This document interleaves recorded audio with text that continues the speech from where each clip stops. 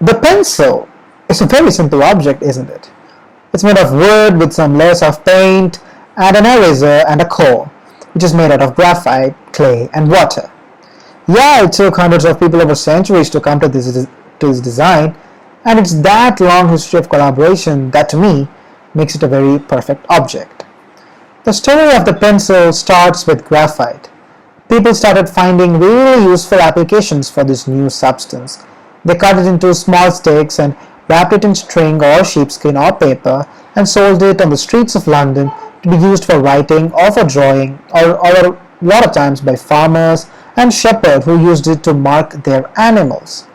Over in France, Nicolas Jacques Conte figured out a method of grinding the graphite, mixing it with powdered clay and water to make a paste. From there, this paste was filled into a mold and fired in a kiln, and the result was really strong graphite core that wasn't breakable but was smooth and usable. It was so much better than anything else that existed at the time, and to this day, that's the method that's still used in making pencils.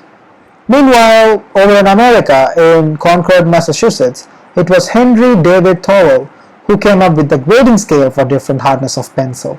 It was graded 1 through 4, number 2 being the ideal hardness for general use. The softer the pencil, the more graphite it had in it, and the darker and the smoother the line will be. The firmer the pencil, the more clay it had in it, and the lighter and the finer the line will be. Originally, when pencils were handmade, they were made round. There was no easy way to make them, and it was the Americans who really mechanized the craft. A lot of people credit Joseph Dixon for being one of the first people to start developing actual machines to do things like cut wood slates, cut grooves into the wood, apply glue to them, and they figured out it was easier and less wasteful to do a hexagonal pencil, and so that became the standard. Since the early days of the pencil, people have loved that it can be erased. Originally, it was breadcrumbs that were used to scratch away pencil markers, and later rubber and pilvis. The attached eraser at the back of the pencil happened in 1858 when American stationer Hyman Lipman patented the first pencil with an attached eraser, which really changed the pencil game. The world's first yellow pencil was the Kohinoor 1500. Kohinoor did this crazy thing where they painted this pencil with 14 coats of yellow paint and dipped the end in 14 karat gold. That's amazing. There's a pencil for everyone, and every pencil has a story, just as we write a story with a pencil.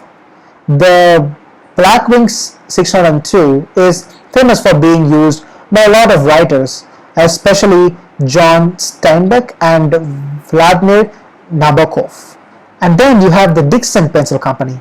They are responsible for the Dixon Ticonderoga. It's an icon. It's what people think of when they think of a pencil and what they think of when they think of school.